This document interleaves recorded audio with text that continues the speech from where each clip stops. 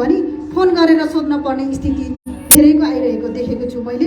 म आफै पनि हजुरबा हजुरआमाको नाम मलाई थाहा छैन, किन भन्दाखेरि मसँगै बसिन सानो सानोमै हामी बाहिरतिर मेरो बाबाले लाउडतिर लिएर हिँड्नुभयो। मेरो बाबा आमालाई चिन्ने, हजुरआमाहरूलाई चिन्ने अरू कुनै पहिचान मसँग थिएन, त्यसैले नाम छैन। नागरिकता बनाउन जाँदा सोध्यो भने कतै हजुरआमाको नाम के हो भनेर सोध्यो भने मैले चाहिँ के भनेर फोन गरेर मेरो हजुरआमाको नाम के हो, हजुरबाबाको नाम के हो भनेर सोध्न पर्ने स्थिति छ। किन त्यस्तो स्थिति भयो त भन्न पर्दाखेरि हाम्रो हजुरआमा बाबाले पनि हामीले जस्तै आफ्नो परिवार पाल्ने, खुवाउने, परिवारलाई माया गर्ने, परिवार बाहेक अरू केही पनि सोच्नु भएन र उहाँको नाम कहीँ पनि छैन। यसरी त सबैको जिन्दगी बितिरहेको छ। जस्तै हामीले राजा पृथ्वीनारायण शाहको नाम सोध्यो भने सबैले फोटो देखायो भने भन्न सक्छौँ उहाँ पृथ्वीनारायण शाह हुनुहुन्छ, राजा हुनुहुन्छ भनेर। किन फरक भयो त?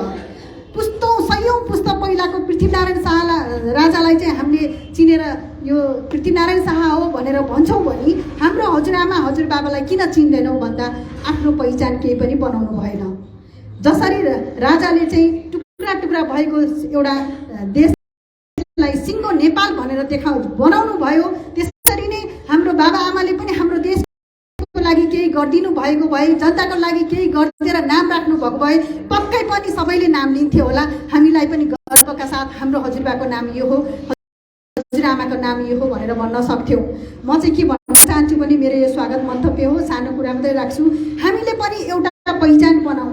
जस्तै हाम्रो हजुरबाबा र हजुरआमाहरूको लोप भएको नामहरू लोप भए जस्तो हाम्रो लोप नबनाऊ। हामीले त एउटा प्लेटफर्म पाएको छौँ, हामीले चाहिँ छातीलाई उच्च गरेर हाम्रो देश नेपाल यस्तो थियो, हाम्रो देश नेपाल यसरी चाहिँ खस्किएर गइरहेछ, यसलाई चाहिँ हामीले समेटेर हामीले बचाउनु पर्छ, हाम्रो देशलाई सुरक्षित भविष्य दिनुपर्छ भनेर हामी सबैजना हातेमालो गरेर अगाडि बढ्ने मौका छ। बढौँ, सबैजनाले आफ्नो देशको लागि एउटा योगदान दिउँ र आफूले जन्मेको एउटा मान्छे भएर जन्मिसकेपछि एउटा पहिचान बनाऊ भन्दै म सबैजनालाई आग्रह गर्दछु। नाम भनेको यस्तो चिज रहेछ जसले चाहिँ केही काम गर्यो भने मात्र त्यो नाम रहने रहेछ, केही काम गरेन भने त्यो नाम पक्कै पनि रहने रहेछ। आफ्नै नाता नातिनाले आफ्नो हजुरआमा हजुरबाबाको नाम बिर्सिन्छन् भने अरूले त के सम्झिन्छन्। हामीले यस्तो नाम बनाऊ जसरी चाहिँ वीरहरूलाई हामीले अहिलेसम्म पूजा गर्छौँ, किताबमा पढिरहेका छौँ, साना साना बच्चाहरूले पनि नाम लिएर फलानु यो हो भनेर एउटा पहिचान बनाएको छ भने हामीले त्यो गर्ने मौका पाएको छौँ। गरौँ, अगाडि बढौँ। हामी बिस्तारै बिस्तारै पक्कै पनि अगाडि बढ्छौँ र हामीले केही योगदान दिनुपर्छ। हामीले मान्छे भएर जन्मिएर पछि खाना लाउन चराचुरुङ्गीको र पशुको जस्तो जिन्दगी बनाएर हामीले खेर नफालौँ भन्दै सम्पूर्णमा आग्रह गर्दै र यहाँ पाल्नुहुने सम्पूर्णलाई फेरि पनि हार्दिक हार्दिक हार्दिक स्वागत गर्दै धन्यवाद पनि दिन चाहन्छु। नमस्कार, जय मातृभूमि।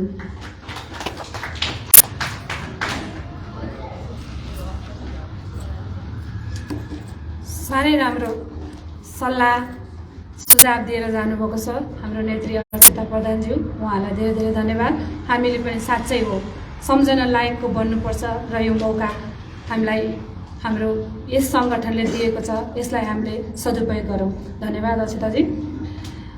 अब म यस सभालाई विधिवत रूपमा उद्घाटन गरिदिनुहुन पार्टीका वरिष्ठ केन्द्रीय सदस्य माननीय भिक्षु आनन्दज्यूलाई पानसमा दीप प्रज्वलन गरी यो समारोहको उद्घाटन गरिदिन अनुरोध गर्दछु।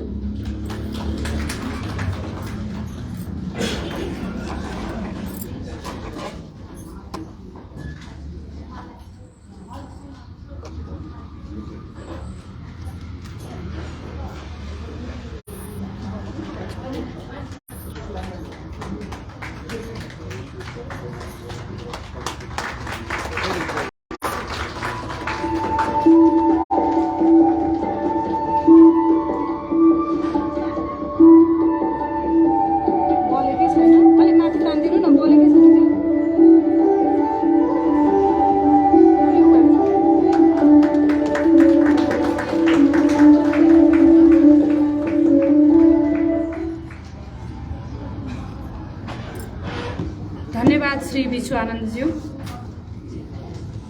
एउटा पुरानो कविताको याद आयो।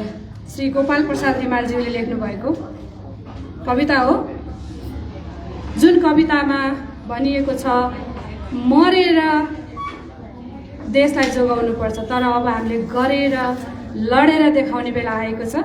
कविता यस्तो रहेको छ, हुँदैन बिहानी मिरमिरे तारा झरेर नगए, हुँदैन बिहानी मिरमिरे तारा झरेर नगए, बन्दैन मुलुक दुई चार सपुत मरेर नगए, दुई चार सपुत मरेर नगए। अब यो मरेरलाई हामीले परिवर्तन गरेर लडेर गरेर जसरी पनि मरेर त सिद्धो रहेछ, बाँच्नेहरूले सिद्ध्याउनै आँटिसके। अब हामी मर्ने होइन, लड्ने हो, तयारी हुने हो र एउटा योद्धा हामी तयार हुँदैछौँ भन्ने मलाई लागेको छ। र हो, विभिन्न कालखण्डमा दुई चारजना त्यस्ता व्यक्ति हाम्रो देशमा पनि जन्मिए, जसको कारण आज पनि हामी स्वतन्त्र राष्ट्रको रूपमा विश्वका सामु चिनिएका छौँ। छाती चौडा गरेर भन्न सक्छौँ कि हामी कहिल्यै झुक्दैनथ्यौँ र कहिल्यै झुक्ने छैनौँ। यसरी खुल्ला आकाशको पन्छी झैँ बनाएर देश र जनताको लागि रगत बगाउने तिनै वीर वीराङ्गनालाई स्मरण गर्दै उहाँहरूप्रति भावपूर्ण श्रद्धाञ्जली अर्पण गर्नुहुन म विनम्र अनुरोध गर्दछु।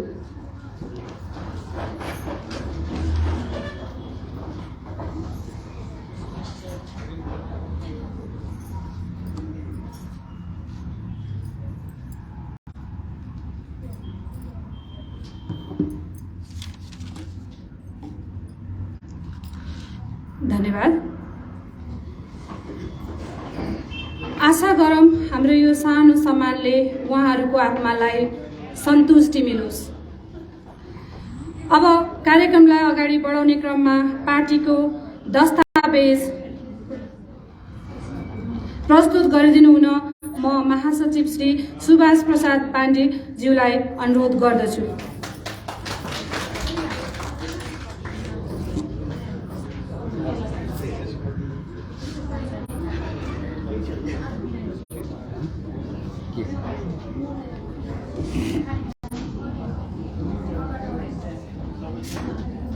धन्यवाद गीता म्याम। आज यो हुन लागेको हाम्रो नागरिक शक्ति नेपाल, पहिला त हामीले एकीकृत शक्ति नेपाल बनाएका थियौँ, आजदेखि विधिवत रूपमा यो नागरिक शक्ति नेपाल बन्दैछ। यस नागरिक शक्ति नेपालको हाम्रो यो राष्ट्रिय महाधिवेशनमा उपस्थित हुनुभएका सम्पूर्ण हाम्रा मन आत्मा र सङ्गठनप्रति प्रतिबद्ध सहकर्मी साथीहरूमा मेरो मातृभूमि नमस्कार। यो हामीले जुन आजको राष्ट्रिय महाधिवेशन गर्ने मौका पाछौँ, यस महाधिवेशनबाट हामी सम्पूर्ण साथीहरू जो निर्वाचित हुनुहुन्छ, पछि उहाँहरू यस महाधिवेशनबाट निर्वाचित हुनुभएका पदाधिकारीदेखि लिएर केन्द्रीय समितिका सदस्यहरू जति पनि हुनुहुन्छ, विधिवत रूपमा अब हामीले पार्टी चाहिँ अगाडि बढाएको या यस महाधिवेशनदेखि गनिन्छ। यस अवसरमा, राष्ट्रिय महाधिवेशनको अवसरमा हामीले ठुलो जिम्मेवारीहरू प्राप्त गर्न गइरहेका छौँ। यो जिम्मेवारीलाई अब चाहिँ वास्तविक रूपमा हाम्रो सङ्गठन निर्माणदेखि लिएर सङ्गठनका एजेन्डाहरू, नीतिहरू र हाम्रा उद्देश्यहरूलाई कार्यान्वयन गर्नको लागि अब बन्ने कार्य समिति, केन्द्रीय सदस्यहरूको टिम, पदाधिकारीहरूको टिम, विभागका टिमहरूबाट अब प्रतिबद्ध भएर लाग्नै पर्ने चाहिँ हाम्रो आधिकारिक जिम्मेवारी चाहिँ आजको महाधिवेशनबाट आउँछ। अब हिजोसम्म पनि आधिकारिकै थियौँ, तर महाधिवेशनमा हुँदाखेरि साथीभाइहरूको मनमा चाहिँ पक्कै पनि हामी चाहिँ अलिक महाधिवेशन भएको छैन, महाधिवेशन पछि आधिकारिक हुने होला अथवा त्यसपछि हामी कार्य गरौँला भन्ने हल्का सोच पनि आइरहेको हुनसक्छ। तर आजदेखि चाहिँ बनेका जुन टिम हुन्छ त्यो चाहिँ पूर्ण रूपमा जिम्मेवार हुन्छ र त्यो टिमले आफ्नो चाहिँ यो पार्टीका गतिविधिलाई अगाडि बढाउनलाई म अनुरोध गर्दै, अब आज हाम्रो कुनै मन्तव्यको कार्यक्रम नभएको हुँदाखेरि, किनभने प्रतिवेदन र विधान धेरै पढ्नुपर्ने भएको हुँदा म प्रतिवेदन पढ्नेतिर जान्छु। यहाँहरूले आज्ञा दिनु हुन अनुरोध गर्दछु।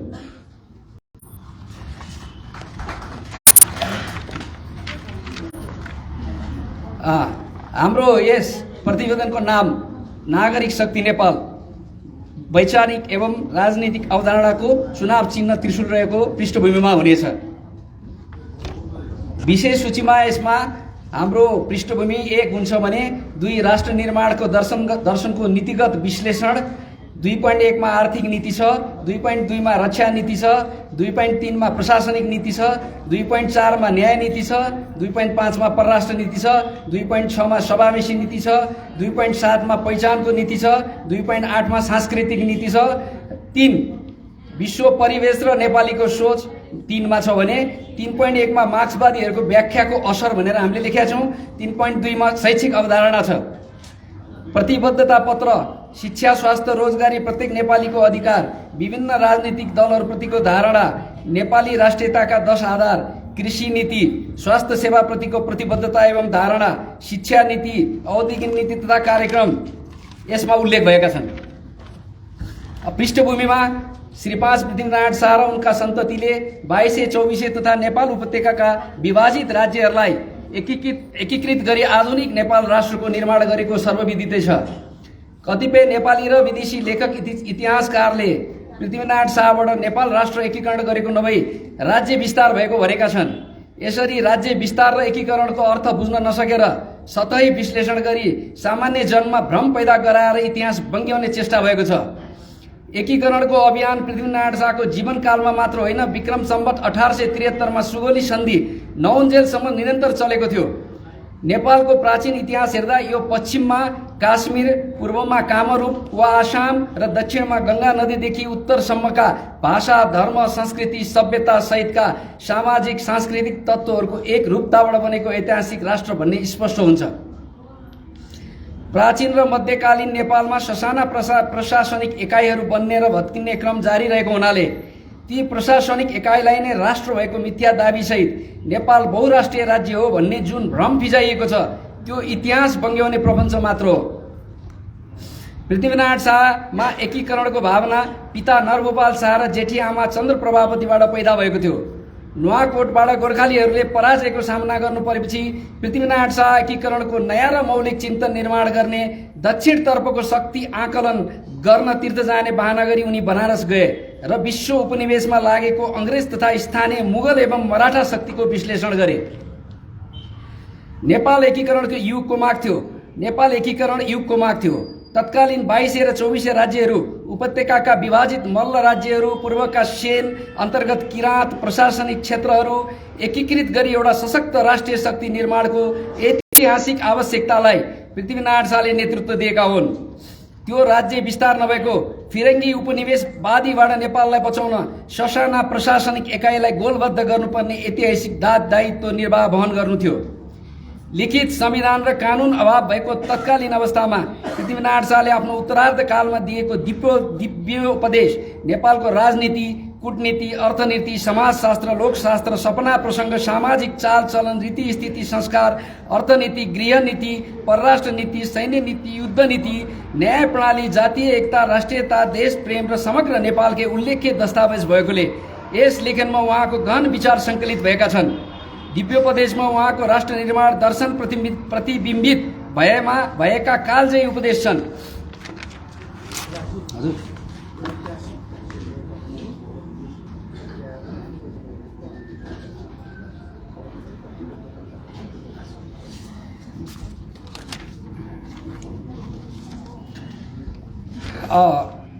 अब यो ऐतिहासिक पक्षहरूमा चाहिँ अब राष्ट्र निर्माणका दर्शनका नीतिगत विश्लेषणहरू छन्। पृथ्वीनारायण शाहका आर्थिक नीतिहरू छन्। यसलाई रक्षा नीति पनि पृथ्वीनारायण शाहका छन्। प्रशासनिक नीति छन्, परराष्ट्र नीति छन्, न्याय नीति छन् र समावेशी नीति, पहिचानको नीति, सांस्कृतिक नीति, विश्व परिवेश र नेपाली सोच, मार्क्सवादी व्याख्याको असर, शैक्षिक अवधारणा, यी सबै यसमा उल्लेख भएका छन्।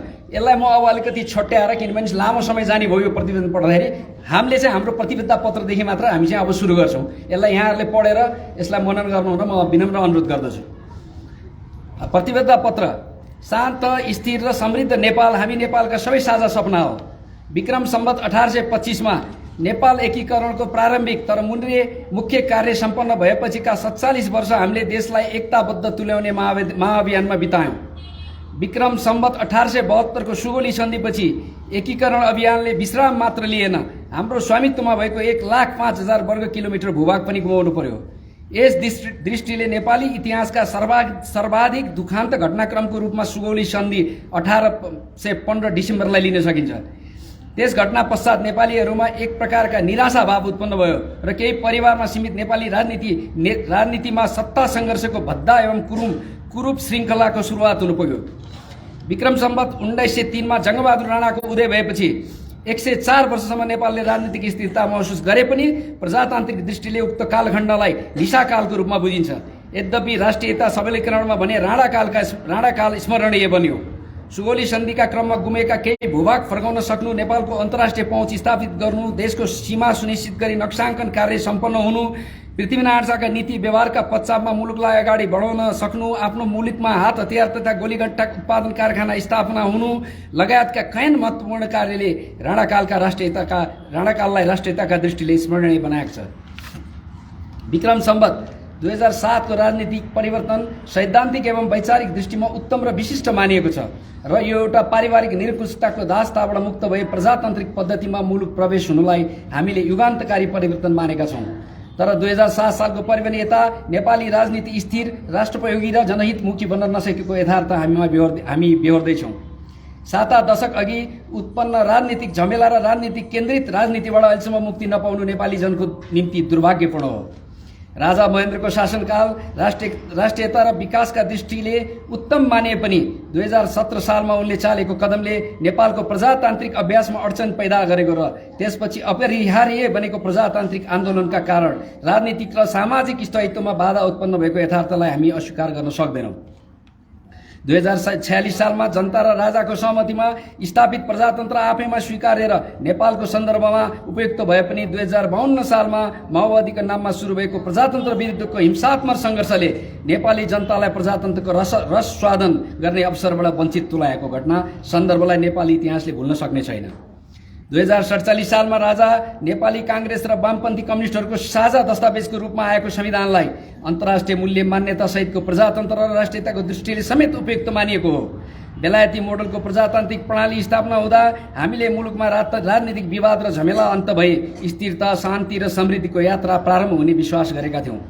तर प्रजातन्त्र विरुद्ध माओवादीले सुरु गरेको हिंसात्मक सङ्घर्षले देशको सामाजिक जीवन, आर्थिक उन्नतिका मार्ग र प्रजातन्त्रका सबलीकरणका अभ्यासलाई छतबिछत तुल्याइदियो। माओवादीका हिंसात्मक सङ्घर्षलाई विराम लगाउने नाममा भएका सम्झौता र 12 बुँदे सम्झौताको जगमा उमारिएको संविधानले नेपाली राष्ट्रियता, राष्ट्रिय एकता र अखण्डतामा गम्भीर चुनौती थपेको हामीले ठानेका छौँ। राजनीतिक दलको नेतृत्व, तिनको सोच, व्यवहार शैली र अवलम्बन गरेका नीति तथा कार्यक्रमले कतै देश असफल राष्ट्रमा रूपान्तरित हुने हो कि भन्ने सन्देह बढाएको छ। सर्वाधिक उन्नत दावी गरेको राजनीतिक प्रणालीमा मुलुकको राष्ट्रियता, राष्ट्रिय एकता, राष्ट्रिय स्वाभिमान र आम जनताको जीवनस्तर नेपालको इतिहासमा सबभन्दा सङ्कटग्रस्त अवस्थामा पुगेको छ। 2063 को परिवर्तनपछि का नीति र व्यवहार नेपाली राष्ट्रियता र राष्ट्रिय एकता विरुद्ध लक्षित रहेको महसुस आम जनताले समेत गर्न थालेका छन्। जनताले दैनिक जीवनमा भोग्नु परेका समस्याप्रति राज्य संयन्त्र र नेपाली राजनीति पूर्ण बेसरोकार रहँदै आएको महसुस देशवासीहरूले गरिरहेका छन्। संविधान सभाबाट जारी गरिएको वर्तमान संविधानले मुलुकको अशान्ति, अस्थिरता र अन्यलका मूल स्रोत बनेको छ भन्न अब हिचकिचाउनु नपर्ने भएको छ। यस्तो अवस्थामा विद्यमान संविधानका केही अन्तर्वस्तु, नीति, व्यवहार र नेतृत्व यथावत रहँदा मुलुक असफल राज्यमा रूपान्तरित हुन सक्ने विषम परिस्थितिको खतरालाई दृष्टिगत गरी देशको सम्पूर्ण राष्ट्रप्रेमी एवं देशभक्तहरू एकताबद्ध हुन विलम्ब गर्न नहुने निष्कर्षमा हामी पुगेका छौँ। वर्तमान संविधानका केही प्रावधान, अन्तर्वस्तु र देश एकसाथ सुरक्षित तुल्याउन नसकिने ठहरसहित हामी देशभक्त राष्ट्रप्रेमीहरू मोर्चाबन्द भएर राष्ट्र विरुद्धका चुनौतीहरूको सामना गर्न प्रतिबद्ध भएका छौँ। माफ गर्नुहोला एकैछिन।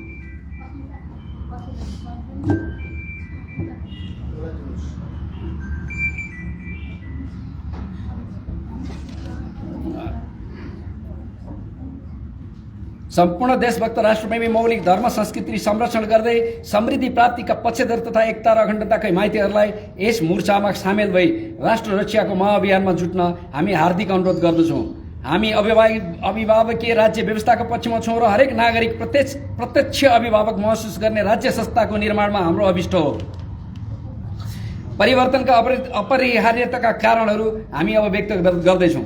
राष्ट्रियता, हाम्रो परिवर्तनका अपरिहार्य कारणमा हामीले राष्ट्रियता कमजोर हुँदै गएको, सामाजिक सद्भाव र राष्ट्रिय एकता दुर्बल भएको, सार्वभौमिक सर्वोच्चता र राष्ट्रिय अखण्डताको रक्षा हुन नसकेको,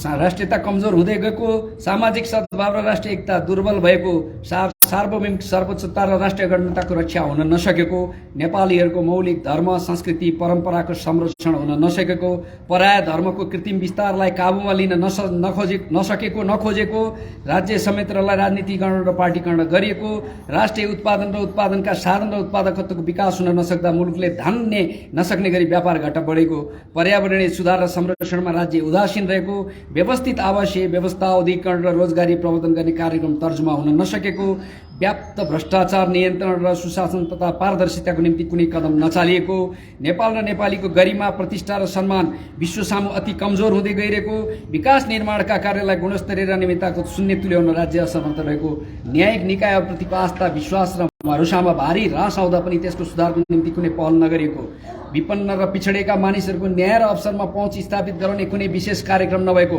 स्वास्थ्य सेवालाई गुणस्तरीय सुलभ र व्यापक तुल्याउन नसकेको, कृषि उत्पादन र कृषक मैत्री नीति व्यवहार नभएको, सरल र सर्वसुलभ प्राङ्गारिक कृषि नीति नभएको, फोहोर र विषादीको उचित व्यवस्थापन नीति नभएको, निःशुल्क गुणस्तरीय र राष्ट्रोपयोगी शिक्षा व्यवस्थाको विकास गर्नेतर्फ राज्य उदासीन रहेको, युवाहरूलाई लक्षित गरी खेलकुद रोजगारी स्वरूप स्वास्थ्य सुरक्षा सम्बन्धी प्रभावकारी कार्यक्रम तर्जुमा गर्न नसकेको, नेपाली गीत सङ्गीत र कलाकर्मलाई सम्मानित एवं व्यावसायिक तुल्याउन नसकेको, नागरिक दैनिक जीवनलाई सहज सरल र सुलभ आनन्ददायक तुल्याउन नसकेको, प्रजातन्त्र सम्मत व्यवहार राजनीतिको क्षेत्रमा प्रकट नभएको, यातायात व्यवसायलाई मर्यादित गुणस्तरीय र सुरक्षित तुल्याउनेतर्फ चासो प्रकट नभएको, शैक्षिक न्यायिक र स्वास्थ्य लगायतका संवेदनशील क्षेत्रलाई राजनीतिमुक्त बनाउन नसकेको, बढ्दो अपराध र अपराधीकरणलाई नियन्त्रण गर्न असफल रहेको, राष्ट्र केन्द्रित एवं जनमुखी राजनीतिक विकास गर्न नखोजेको, शिक्षा स्वास्थ्य रोजगारी न्याय र सुरक्षा प्रणाली जनउपयोगी नभएको, राज्य संयन्त्रका कार्यव्यवहार पारदर्शी नभएको, आर्थिक एवं सामाजिक समृद्धिका कुनै ठोस प्रतिबद्धता र कार्यक्रम नभएको, भौतिक विज्ञान र अध्यात्म विज्ञानलाई सामञ्जस्य गरी समाजलाई सभ्य र समृद्ध तुल्याउने कुनै ठोस दृष्टिकोण र कार्यक्रम नभएको, जनताको जीवन दिन प्रतिदिन कष्टकर बन्दै गएको। यी कुराहरू आजका राष्ट्रहरूले गरिदिएको भए सायद हाम्रो नागरिक शक्ति नेपाललाई हामीले निर्माण गर्नुपर्ने आवश्यकता थिएन। जति पनि हामीले यो राष्ट्र परिवर्तनका अपरिहार्यताका कारणहरू हामीले खोलेका छौँ, आज प्रजातन्त्र र गणतन्त्र बहुदलतन्त्रको नाममा जुन आइरहेछ, उहाँहरूले यी कुराहरू केही पनि गर्न सक्नु भएको छैन। खालि सत्ताको चाहिँ मारा काटेर मन्त्री को खाने, कसलाई अर्थमन्त्री चाहियो, कसलाई गृहमन्त्री चाहियो, कसलाई अर्को मन्त्री चाहियो भन्ने किसिमले उहाँहरूले गर्नुभयो भएर यो देशको पक्षमा अहिलेका शक्ति, अहिलेका दल, अहिलेको परिवर्तन नै छैन भन्ने कुरा हामीले बुझेर नागरिक शक्ति नेपालले देशको जनताको लागि परिवर्तनका अपरिहार्यताका कारणहरू खुलाएर यो दस्तावेज तयार गरेको छ। यो राम्रोसँग यहाँहरूले मनन पढेर आत्मामा राखेर हाम्रो भोलिका गतिविधिमा चाहिँ अगाडि बढाउनु हुन म हार्दिक अनुरोध गर्दछु। अब हाम्रा प्रतिबद्धताहरू: अखण्डित सार्वभौमिकता र सामाजिक सन्तुलन सहितको मौलिक धर्म सम्बन्धित सनातन राष्ट्र, अभिभावकीय राज्य प्रणालीको विकास, मौलिक धर्म संस्कृति परम्परा इतिहास र सभ्यता सहितको विकास र समृद्धि, गैर जातिवाद अवधारणाको कार्यान्वयन, सामाजिक सन्तुलनको नीति र कार्यक्रम, जनता राज्य संस्था र राजनीतिक दलहरू बीचको समन्वयकारी राजनीतिक प्रणाली, सबल र सुदृढ नेपाली राष्ट्रिय सेना, ट्रेड युनियनहरूको व्यवस्थापन, ट्रेड युनियनिजमको अन्त्य, विद्यार्थी कर्मचारी शिक्षक र चिकित्सकहरूको राजनीतिक सङ्गठन वर्जित, न्याय सुरक्षा शिक्षा र स्वास्थ्य सेवा निःशुल्क, सम्पत्ति आर्जन र संरक्षणको सुनिश्चितता सहितको राष्ट्रिय पुँजीको प्रवर्धन, मौलिक विज्ञान सम्मत ज्ञान र कर्ममुखी राष्ट्रिय शिक्षा, सनातनी सभ्यता अनुरूपको जीवनशैली र समृद्धि, वंशजलाई अग्राधिकार, स्वच्छ हावा स्वस्थ पानी र स्वस्थ जीवनको सुनिश्चितता, भ्रष्टाचार शून्य राज्य संयन्त्र र समाज र समानुपातिक प्रणाली, वैकल्पिक व्यवस्था, स्वदेशी उत्पादन र रोजगारी प्रवर्धनलाई उच्च प्राथमिकता, महिला पिछडिएका समुदाय र विपन्न वर्गलाई माथि उठाउन विशेष आर्थिक तथा सामाजिक कार्यक्रम, जनमैत्री पारदर्शी र कार्यमुखी कर्मचारी प्रशासन, सन्तुलित एवं राष्ट्रहितमुखी परराष्ट्र नीति र व्यवहार, एकीकृत सुविधाजनक तथा दिगो बस्ती विकास गर्ने उत्पादनमुखी आत्मनिर्भर अर्थतन्त्र, जनमुखी कर प्रणाली, जनमुखी आर्थिक नीति योजना र कार्यक्रम, प्राकृतिक तथा जैविक र प्राङ्गारिक विधिबाट कृषि उत्पादन अभिवृद्धि गर्ने कृषकहरूलाई उच्च सम्मान र सुविधा। संविधानमा हामीले परिवर्तन हुनुपर्ने केही प्रावधानहरू राखेका छौँ जसबाट हाम्रो राष्ट्र र राष्ट्रिय एकता बलियो हुनेछ। त्यो प्रावधानको दफा मात्र म यहाँहरूलाई उल्लेख गर्छु। त्यो संविधानका दफा यहाँहरूले अब यसै अनुरूप हेरेर त्यसमा भोलि संविधान एउटा लिएर चाहिँ अध्ययन गर्न सक्नुहुनेछ। संविधानका परिवर्तन हुने प्रावधानहरू: प्रस्तावना 1, प्रस्तावना नै हामीले मूल परिवर्तन हुनुपर्छ भनेका छौँ। 2, भाग 1 को धारा 3, भाग 1 को धारा 4, भाग 1 को धारा 7 उपधारा 2 र 3, भाग 2 को धारा 13मा परिमार्जन सुधार गरी देशहित अनुकूल बनाउने, भाग 3 धारा 18 को उपधारा 5 मा परिमार्जन गरी पैतृक सम्पत्तिलाई बाबु र आमाको इच्छामा निहित गर्ने, भाग 3 को धारा 26 उपधारा 2 लाई परिमार्जन गरी प्रत्येक धार्मिक सम्प्रदाय भनिएको ठाउँमा स्वदेशमा परापूर्व कालदेखि चलिआएको मौलिक धर्म सम्प्रदायलाई हुनुपर्ने, भाग 3 को धारा 34 उपधारा 3 खारेज गरी उक्त स्थानमा मजदुर तथा तिनको परिवारको हितको निम्ति राज्यले विशेष व्यवस्था गर्ने प्रावधान राख्नुपर्ने, भाग 4 को धारा 50 बाट समाजवाद उन्मुख भन्ने शब्द हटाउनु पर्ने, धारा 51 को उपधारा ग को 7 खारेज गर्ने, भाग 4 धारा 51 6 को 1 ज को 2 लाई परिमार्जन गर्ने, भाग 4 धारा 51 झ को उपधारा 4 खारेज गर्ने, भाग 4 धारा 51 उपधारा 6 लाई परिमार्जन गर्ने, धारा 56 57 58 र 59 लाई पूर्ण परिमार्जन गर्ने, भाग 5 धारा 60 लाई परिमार्जन गर्ने, भाग 6 र भाग 7 लाई पूर्ण परिमार्जन गर्ने, संविधानबाट बेग्लै राजनीतिक प्रयोजनको निम्ति हुने समाजवाद र संहिता जस्ता शब्दहरू विस्थापित गर्ने,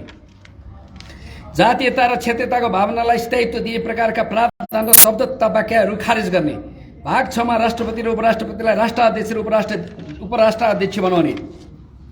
हाम्रा लक्ष्यहरू: अखण्ड एवं सुदृढ र सम्मानित सार्वभौमिकता सहितको एकताबद्ध नेपाल निर्माण गर्ने, सामाजिक सद्भाव र जातीय एकता पुनर्स्थापित गर्ने, स्थानीय तहमा अधिकार सेवा र सुविधाको क्षेत्र विस्तार गरी स्थानीय तहलाई जिम्मेवार बनाउँदै उसको सिंहदरबारसँग सोझो सम्बन्ध स्थापित गर्न प्रादेशिक संरचना विस्थापित गराउने, स्वास्थ्य शिक्षा रोजगारी न्याय सुरक्षा र मनोरञ्जनमा सबै नागरिकको पहुँच स्थापित गर्ने, बौद्ध किराँत बोन जैन सिख मैत्री र इस्लाम लगायत नेपाली जनताले परापूर्व कालदेखि मानिआएको धर्म संस्कृतिको संरक्षण गर्ने वैदिक सनातन हिन्दू राष्ट्र स्थापना गराउने, भ्रष्टाचार तथा अनियमितता शून्य शासन प्रशासन बनाउँदै समृद्ध नेपालको भविष्य सुनिश्चित गराउने, खनिज जडीबुटी र कृषिजन्य उत्पादनबाट सञ्चालन हुने नेपाली उद्योग स्थापना र विस्तारलाई अभियानका रूपमा अघि बढाउने, निजी स्वामित्व सामूहिक उत्पादन प्रणालीको सहकारी सिद्धान्तलाई व्यवस्थित गर्ने, राजनीतिक प्रणालीमा बहुदलीय संसदीय प्रजातन्त्र, आवधिक निर्वाचन, एक व्यक्ति एक जिम्मेवारी एक कार्यकाल,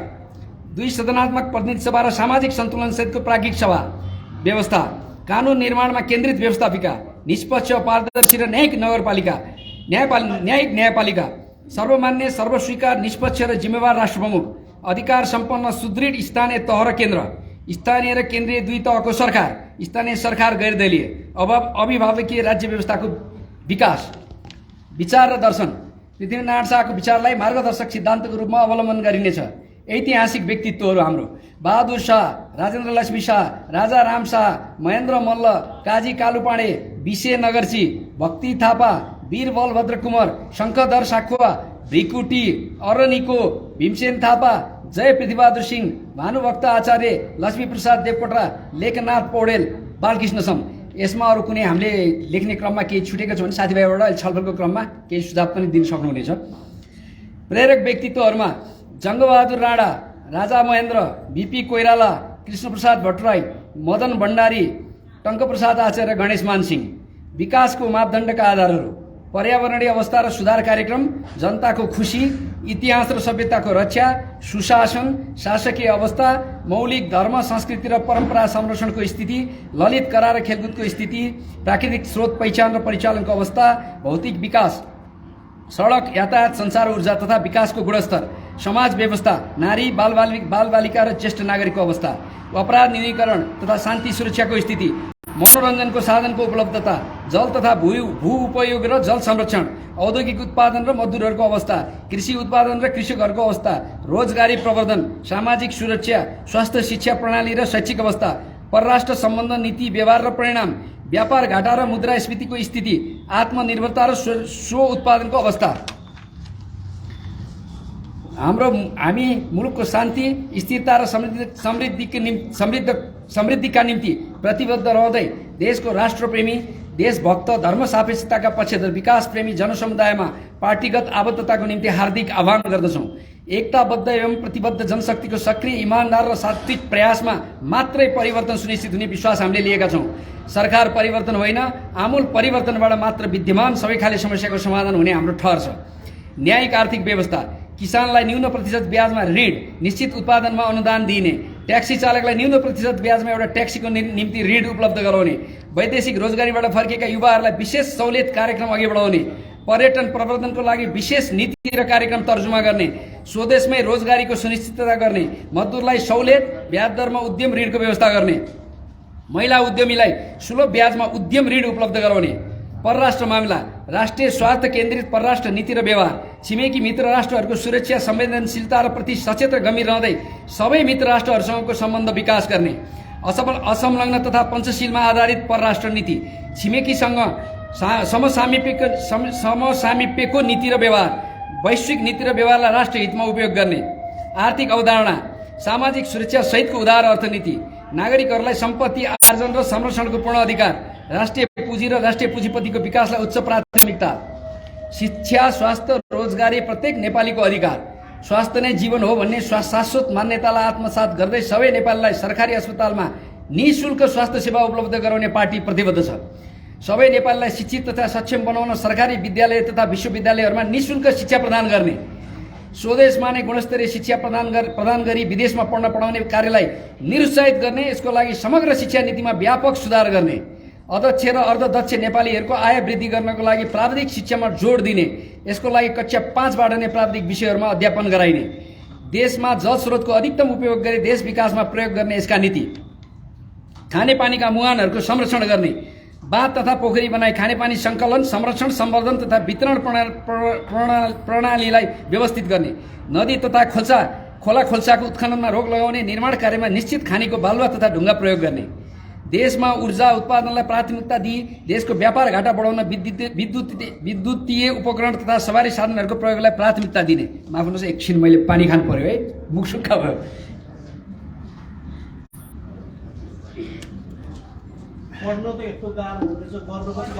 गर्न त सकिन्छ, पढ्न गाह्रो हो।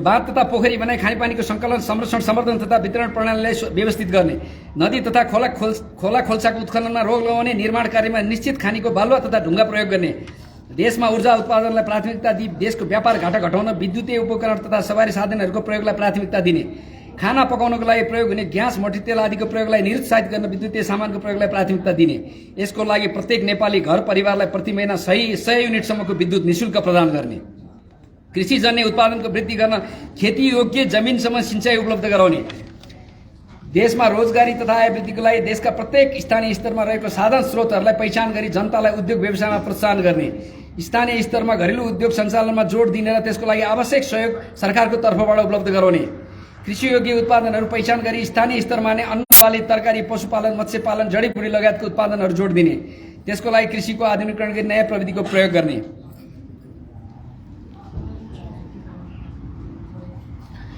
उपलब्ध गराउने, कृषियोग्य उत्पादनको पहिचान गरी स्थानीय स्तरमा नै अन्न बाली, तरकारी, पशुपालन, मत्स्यपालन, जडीबुटी लगायतको उत्पादनहरूमा जोड दिने, त्यसको लागि कृषिको आधुनिकीकरण गरी नयाँ प्रविधिको विकास गर्ने।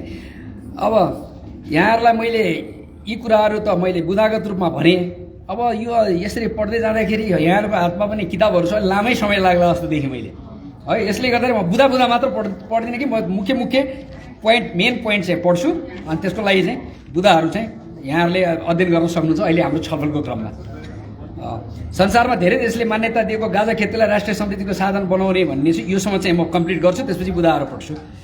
देशको कुनै पनि क्षेत्रमा बाँझो जमिन नराखी प्रत्येक बाँझो जमिनमा त्यस क्षेत्रको विशेषता अनुसार उत्पादन गर्ने, हरेक जङ्गल र सार्वजनिक क्षेत्रमा फलफुलको बिरुवा रोप्ने, त्यसको निम्ति राष्ट्रिय अभियान चलाउने, स्थानीय स्तरमा उत्पादित कृषिजन्य तथा अन्य औद्योगिक सामानहरूको बजारीकरण, सङ्कलन तथा वितरण गर्न 753 स्थानीय निकायहरू तथा 34,000 वर्ग बढी सहकारीहरूलाई रणनीतिक ढङ्गले परिचालन गर्ने, देशभित्र रहेको प्राकृतिक स्रोत तथा पदार्थहरूको उचित प्रबन्धन गरी उत्पादन गर्न र त्यससँग सम्बन्धित उद्योगहरू सञ्चालन गर्ने, सबै नेपाली जनतामा पूर्वाधारको पहुँच सहज बनाउन प्रत्येक वडामा व्यवस्थित एकीकृत र आधुनिक बस्ती निर्माण गर्ने, देशमा भइरहेको अनावश्यक खर्च घटाई त्यसबाट प्राप्त आउने बचतलाई विकास कार्यमा लगाउने।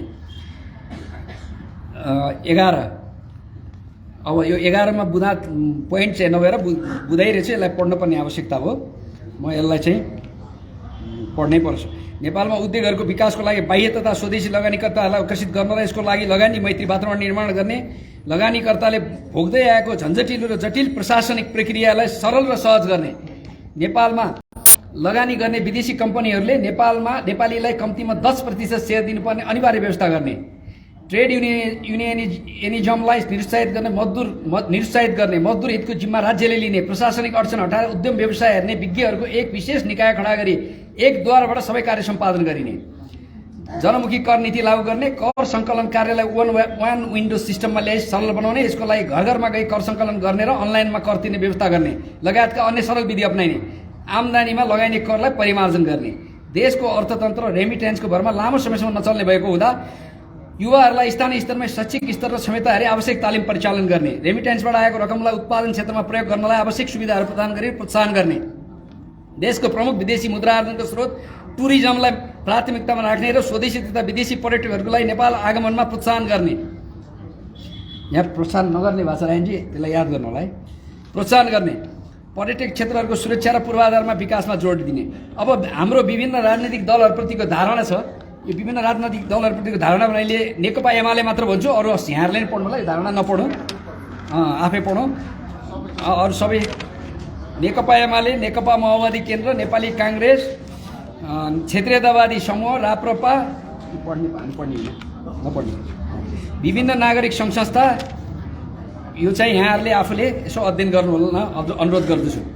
अब नेपालीका राष्ट्रियताका 10 आधार, यो चाहिँ पढ्नै पर्ने हुन्छ, नपढ्नु पनि। नेपालीका राष्ट्रियताका 10 आधारलाई पनि छुट्यौँ। अब त्यसपछि यहाँहरूले अलि राम्रोसँग पढ्नु होला यसलाई है।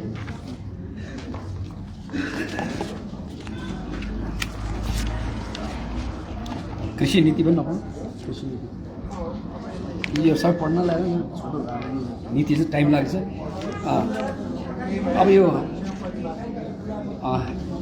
अब यी सबै कुराहरू म एकैचोटि तपाईँको नीतिहरू, कृषि नीतिहरू, उद्योग नीति, शिक्षा नीति, यो लामो हुन्छ, यो यहाँहरूले नै पढेर यसबाट राय सल्लाह दिनु होला। गणतन्त्र सरकार कर्पोरेट शिक्षा औद्योगिक नीतिका कार्यक्रम, अब मैले यसलाई करिब टुङ्गाएँ छु त, यसलाई करिब मैले टुङ्गाएँ। यो एकदम गम्भीर हाम्रो दस्तावेज हो, यहाँहरूले अहिले गम्भीरसँग यसमा छलफल गर्नुपर्ने अवस्था छ। केही यसमा प्रिन्ट मिस्टेकहरू भएका छन् अथवा केही शब्दहरू छुटेका छन् भने यसलाई फेरि हामीले चाहिँ त्यो यहाँहरूले हामीलाई देखाइदिनु भएको खण्डमा हामी फेरि यसलाई चाहिँ संशोधन गर्नेछौँ।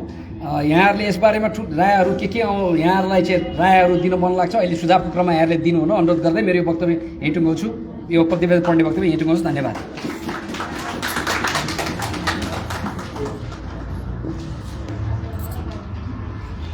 धन्यवाद सुभाष सर। सबैजनाको हातमा दस्तावेज छँदैछ, कसै महानुभावहरूले हल्का हेरेर केही टिका टिप्पणी राख्नु छ भने अहिले राखिदिन सक्नुहुनेछ, या हजुरहरूले हामीलाई अरू कुनै माध्यमबाट पनि पछि जानकारी गराउँदा पनि हजुरहरूको सुनवाई हुनेछ। अब म पुनर्लिखित विधान प्रस्तुत गर्नको लागि विधान संशोधन तथा पुनर्लेखन कार्यदलका संयोजक श्री गणेश बन्जाराज्यूलाई यस स्टेजमा आमन्त्रण गर्दछु, मञ्चमा।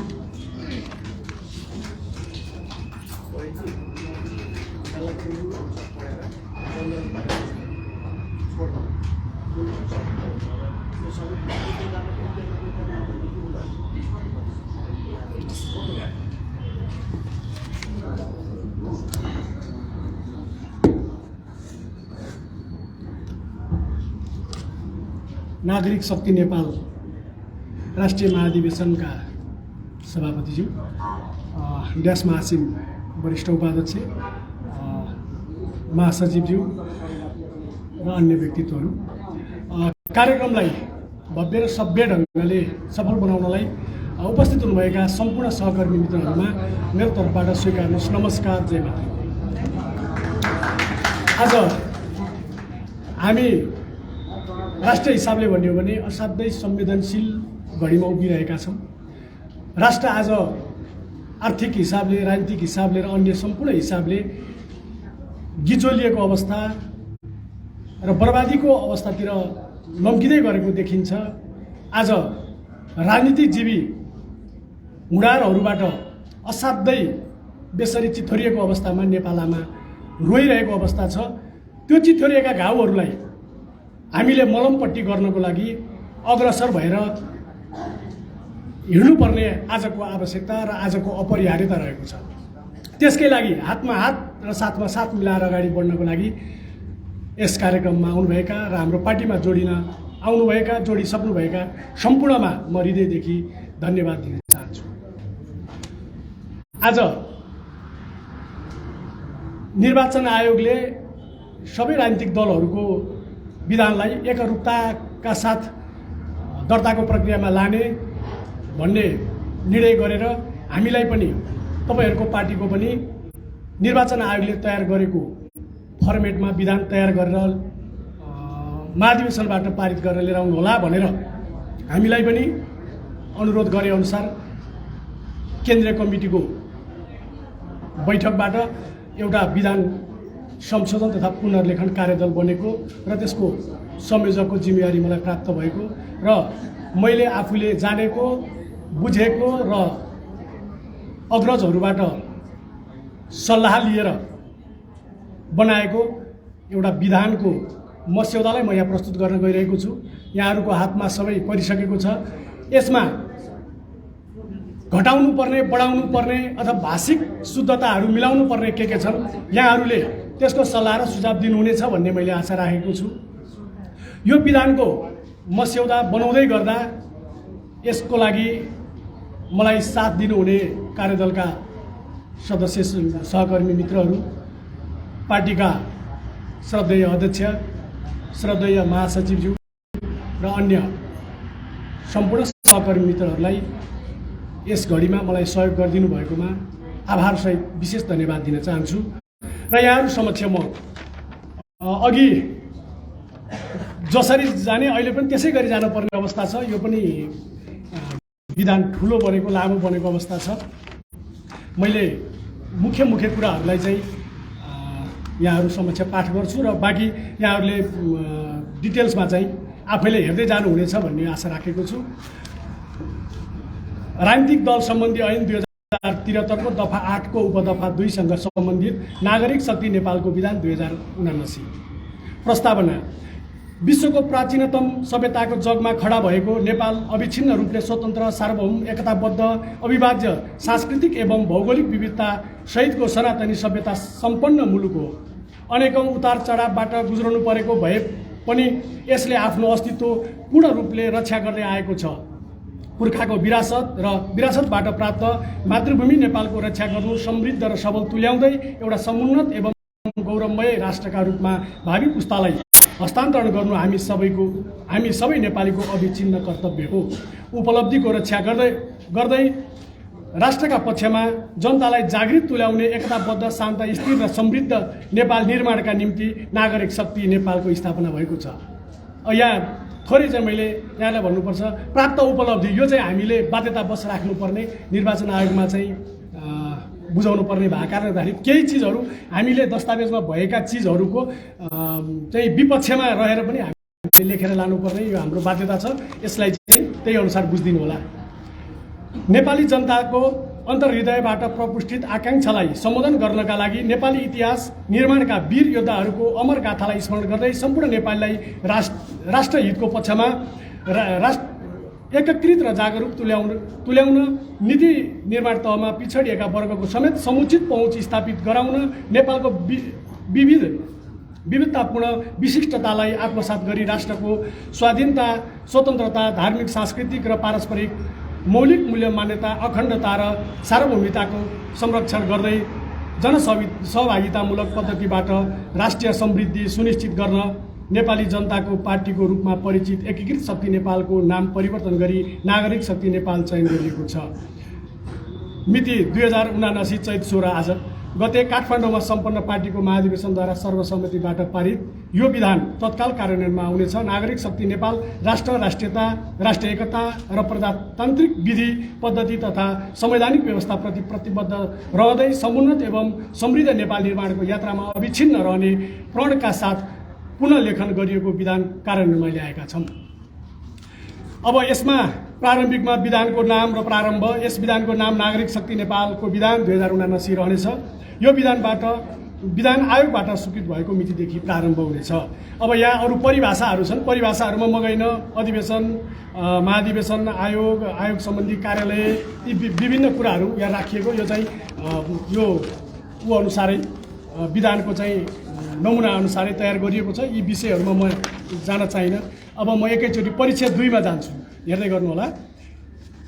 दलको नाम कार्यालय सम्बन्धी व्यवस्था हामीले अगाडि पनि आइसकेको छ। नागरिक शक्ति नेपाल दलको नाम रहनेछ, इङ्ग्लिसमा चाहिँ सिटिजन माइट्स नेपाल हुनेछ भनेर हामीले राखेका छौँ। अब यसमा अरू चिजहरू यहाँहरूले हेर्नुहोला, हेरेपछि कमेन्ट आउँदाखेरि म गर्छु। अब यसै गरी दलको छाप चिन्ह र झन्डा यो हामीले सबैभन्दा पछाडि अनुसूची 1, 2, 3 गर्दै क्रमिक रूपमा राखिदिएका छौँ। यहीँ पनि देख्नुहुन्छ हाम्रो चाहिँ लोगो पल्लो छेउको अनुसार हुनेछ होइन, ठिक छ। मैले खालि यो जानकारी मात्रै, त्यसको विषयमा त्यसको व्याख्या चाहिँ पछि फेरि आउनेछ। अब दलको सिद्धान्त, उद्देश्य र कार्यक्रम मैले परिच्छेद 4 मा गएँ एकैचोटि। आधारभूत सिद्धान्त र प्रतिबद्धता, दलको आधारभूत सिद्धान्त र प्रतिबद्धता देहाय बमोजिम हुनेछ। मुलुकको राष्ट्रियता, राष्ट्रिय एकता र सामाजिक सद्भाव सुदृढ तुल्याउने, प्रजातान्त्रिक पद्धतिको सम्वर्धन गर्ने, अखण्डित सार्वभौमिकता र मौलिक धर्म संस्कृति एवं सभ्यताको रक्षा र विकास गर्ने, अपराध र भ्रष्टाचार मुक्त समृद्ध नेपाल निर्माण गर्ने, अभिभावकीय राज्यको अवधारणा अनुरूपको राज्य संस्कारको विकास गर्ने। उद्देश्यहरू, दलको उद्देश्य देहाय बमोजिम हुनेछ। संविधान र ऐनको अधीनमा रही समान राजनीतिक विचारधारा, दर्शन र कार्यक्रममा प्रतिबद्ध व्यक्तिहरूलाई सङ्गठित गरी राजनीतिक कारबाही सञ्चालन गर्नु, सङ्घीय लोकतान्त्रिक गणतन्त्रात्मक सङ्घीय शासन प्रणालीको माध्यमबाट प्रत्येक नागरिक, यो चाहिँ हामीले अघि नै मैले भनिसकेको छु, यो हाम्रो बाध्यता हो। आर्थिक, सामाजिक, भाषिक तथा सांस्कृतिक एवं धार्मिक अधिकार र वैयक्तिक स्वतन्त्रताको प्रत्याभूतिका लागि देशभर शान्तिपूर्ण राजनीतिक गतिविधि सञ्चालन गर्ने, समुन्नत राष्ट्र र नागरिक निर्माण, अखण्ड, सम्पन्न र स्वाभिमानी राष्ट्र निर्माणका लागि राजनीतिक, सामाजिक तथा आर्थिक विकासको लक्ष्य पूरा गर्न राजनीतिक गतिविधि सञ्चालन गर्ने, नागरिकलाई राष्ट्रको पक्षमा जागरुक गराई राष्ट्रहितका लागि एकीकृत तुल्याइराख्ने, सुशासनयुक्त, जवाफदेही र भ्रष्टाचार मुक्त राज्य प्रणालीको निर्माण गर्ने, नेपालको परम्परागत धर्म, संस्कृति, सभ्यता, राष्ट्रिय सम्पदा र इतिहासको रक्षा गर्ने, राष्ट्रको सार्वभौमिकताको रक्षा गर्दै भावनात्मक एकीकरण गरी सबैको स्वामित्व बोध सहितको राज्य सञ्चालनलाई संस्थागत गर्ने, नीति निर्माण तहलाई राष्ट्रहितको पक्षमा उभिन हर तरहले सहयोग पुर्याउने, पार्टीको लक्ष्य प्राप्तिका लागि जनपरिचालन गरी विभिन्न शान्तिपूर्ण अभियान अगाडि बढाउने, निर्वाचनहरूमा सहभागी भई जनअनुमोदन अनुरूपको जिम्मेवारी पुरा गर्ने। अब मैले केही चिजहरू यहाँ छोड्छु, यहाँहरूले हेर्नुहोला।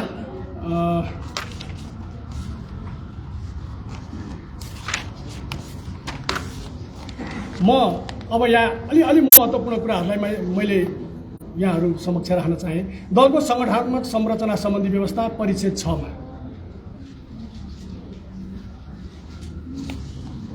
हाम्रो सङ्गठनात्मक संरचना चाहिँ पहिलो महाधिवेशन हुनेछ, केन्द्रीय समिति हुनेछ, केन्द्रीय सम्पादन समिति, केन्द्रीय सचिवालय, केन्द्रीय विभागहरू, अधिवेशन, प्रदेश समिति, जिल्ला समिति, निर्वाचन क्षेत्र, क्षेत्रीय समिति, स्थानीय तह, गाउँ नगर समिति, ओडा समिति र टोल समिति।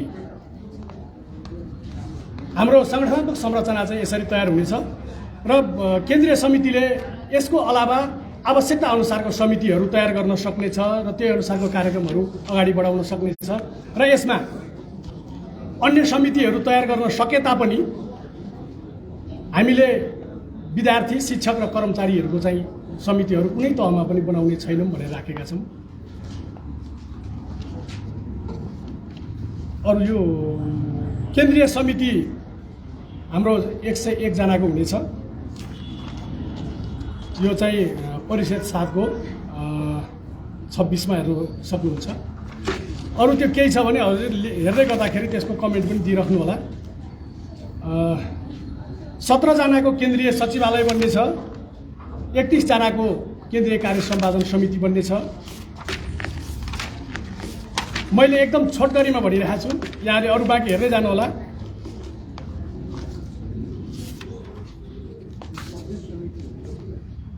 हजुर के छ सर? हजुर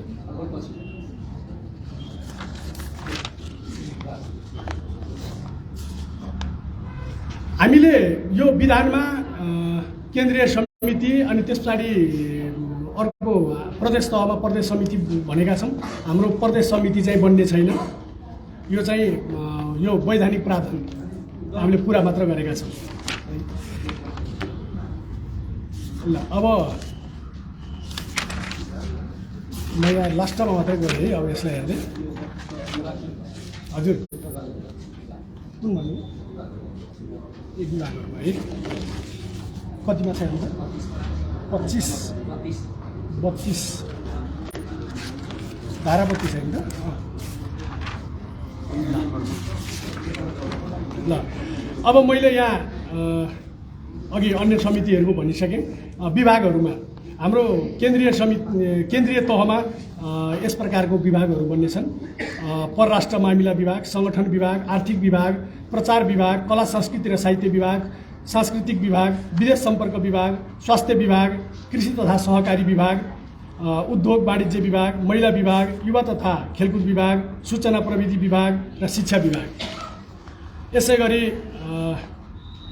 जिल्ला तहमा मैले प्रदेशको लिएर आएँ यसमा जिल्ला तहमा आर्थिक विभाग प्रचार विभाग कृषि तथा सहकारी विभाग कला संस्कृति र साहित्य विभाग सांस्कृतिक विभाग स्वास्थ्य विभाग सङ्गठन विभाग उद्योग वाणिज्य विभाग महिला विभाग युवा तथा खेलकुद विभाग र शिक्षा विभाग यसै गरी नगर तहमा पनि सोही बमोजिम आर्थिक विभाग प्रचार विभाग कृषि तथा सहकारी विभाग कला संस्कृति र साहित्य विभाग सांस्कृतिक विभाग स्वास्थ्य विभाग सङ्गठन विभाग उद्योग वाणिज्य विभाग महिला विभाग युवा खेलकुद विभाग र शिक्षा विभाग रहनेछ अब पदावधिमा है केन्द्रीय समिति र प्रदेश समिति तथा केन्द्रीय र प्रदेश तहमा रहने समिति विभागहरूको पदावधि 5 वर्षको रहनेछ हामीहरूमा बनेका सबै प्राय समितिहरूको पदावधि चाहिँ 5 वर्षकै रहनेछ विधानअनुसार हामीले त्यो अनुसार तयारी गरेका छौँ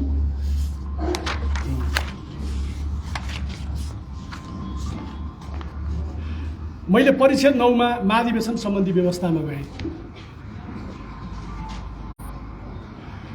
महाधिवेशन तथा अधिवेशन दलको महाधिवेशन तथा अधिवेशन सम्बन्धी व्यवस्था द्याए बमोजिम हुनेछ राष्ट्रिय महाधिवेशन प्रदेश अधिवेशन जिल्ला अधिवेशन गाउँ नगर अधिवेशन वडा अधिवेशन टोल अधिवेशन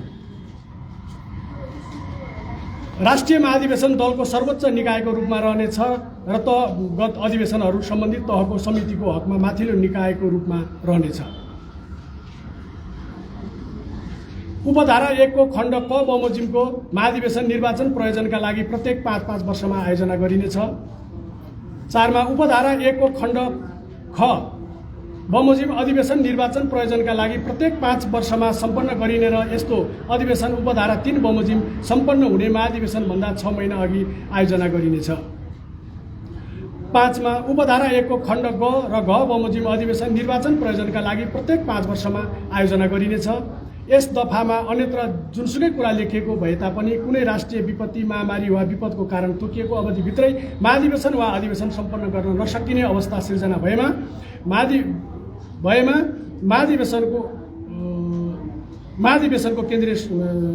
महाधिवेशनको हकमा दलको केन्द्रीय समिति र अधिवेशनको हकमा सम्बन्धित अधिवेशन आयोजना गर्नुपर्ने दायित्व भएको सम्बन्धित तहको समितिले बढीमा अर्को 6 महिनाभित्र महाधिवेशनमा अधिवेशन आयोजना गर्ने गरी निर्णय गर्न सक्नेछ 7 मा उपधारा 6 बमोजिम निर्णय भएकोमा महाधिवेशनको हकमा केन्द्रीय समितिले निर्वाचन आयोगलाई प्रदेश अधिवेशनको हकमा प्रदेश समितिले केन्द्रीय समिति र प्रदेश निर्वाचन कार्यालयलाई र स्थानीय तह अधिवेशनको हकमा सम्बन्धित स्थानीय तहको समितिले दलको माथिल्लो तहको समिति र जिल्ला निर्वाचन कार्यालयलाई निर्णय भएको मितिले 1 महिनाभित्र जानकारी दिनुपर्नेछ 8 महाधिवेशन तथा अधिवेशन सम्बन्धी अन्य व्यवस्था तोकिए बमोजिम हुनेछ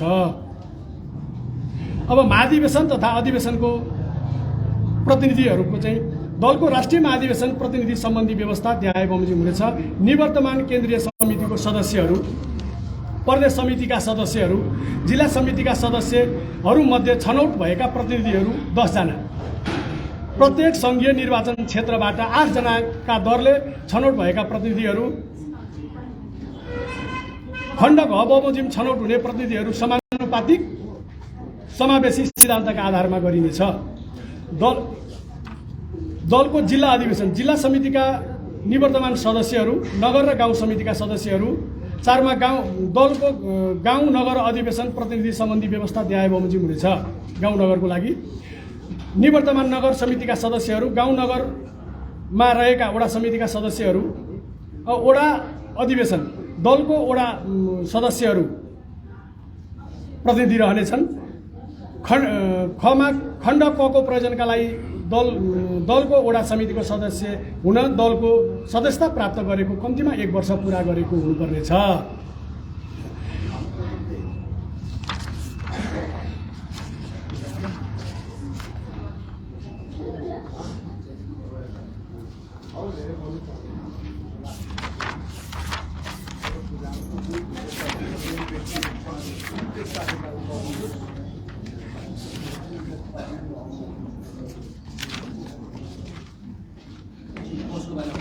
हजुर एउटा मैले छुटाएँ कि मैले एउटा छुटाएको छु है। केन्द्रीय समितिकोमा चाहिँ हाम्रो विशेषता केन्द्रीय समितिमा 1 व्यक्ति 1 पद 1 कार्यकालको नीति अवलम्बन गरिनेछ। यो चाहिँ मैले छुटाउनु नहुने भएर पुनः यसलाई है यो हाम्रोमा मात्र यो चाहिँ निर्वाचन आयोगमा आजसम्म कसैको पनि विधान यो तपाईँहरूको चाहिँ दर्ता भएको छैन। यो चाहिँ हाम्रो मात्र हुनेछ।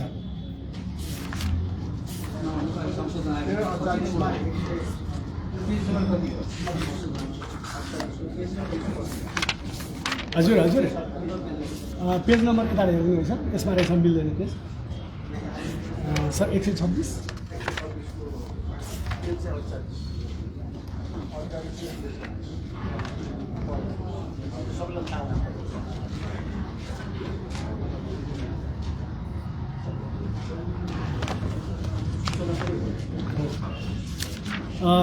एकपल्ट धारा 126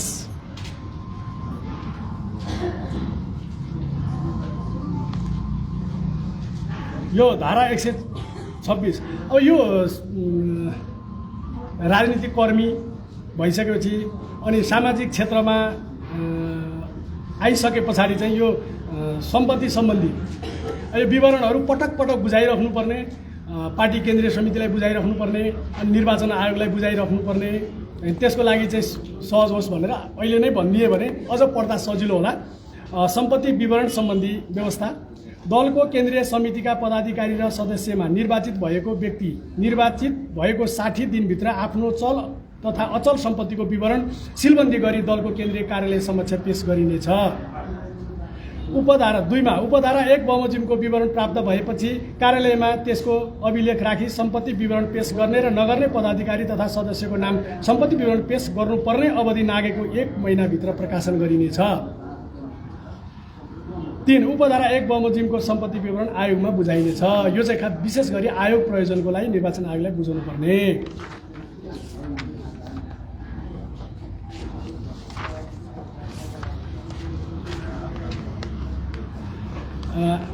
अब हामीले यहाँ जति विधानका धाराहरू बनाएका छौँ यो हरेक धाराहरूको हामीले नियमावली कार्यविधि बनाएर चाहिँ हाम्रो कार्यलाई हाम्रो कार्यक्रमहरूलाई अगाडि बढाउनको लागि सहजता पनि यो विधानले प्रदान गरेको छ। त्यही अनुसारले हामीले कार्यविधि र नियमावलीहरू बनाएर केन्द्रीय समितिले निर्णय गरेर अगाडि बढ्नेछौँ।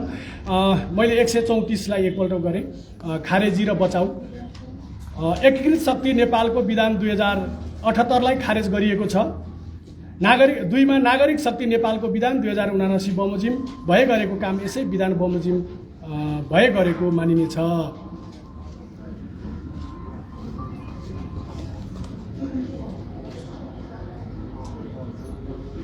माफ गर्नु होला एउटा यहाँ प्रिन्ट मिस्टेक भएछ। यो नागरिक शक्ति भनेर लेखेकोमा चाहिँ एकीकृत शक्ति नेपालको विधान चाहिँ यो 2078 बमोजिम भए गरेको काम यसै विधान बमोजिम भए गरेको मानिनेछ।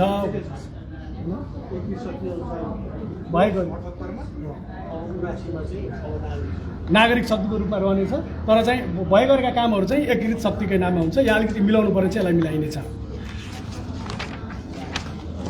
अब यो लोगोको विषयमा र झन्डाको विषयमा पछि आउनेछ। अरू अनुसूचीहरू सोही अनुसार छ।